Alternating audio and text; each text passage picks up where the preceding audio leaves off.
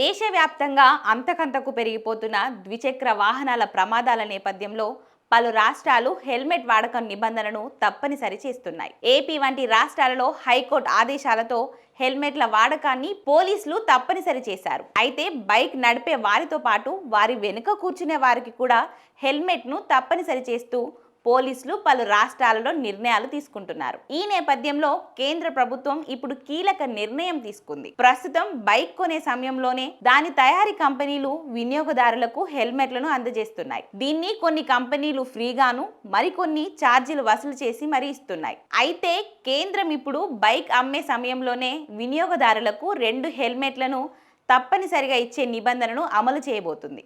తద్వారా బైక్ కొనే వారికి అదే సమయంలో 2 హెల్మెట్లు తప్పనిసరిగా కంపెనీలు ఇవ్వాల్సి ఉంటుంది. ఇక ఈ నిబంధనను తాజాగా మోటార్ చట్టం నిబంధనలో పొందుపరిచేందుకు వీలుగా ముసాయిదా పత్రాన్ని కేంద్రం సిద్ధం చేసింది. దీనిపై ప్రజల అభిప్రాయాలు కోరుతుంది. వీటి ఆధారంగా ఈ నిబంధనను అమలు చేసేందుకు సిద్ధమవుతుంది. ఈ రోజుల్లో హెల్మెట్ లేకుండా 2 వీలర్లు నడిపే పరిస్థితి లేకపోవడంతో ఈ నిబంధనను ఖచ్చితంగా అమలు చేయాలని కేంద్రం పట్టుదలగా ఉంది.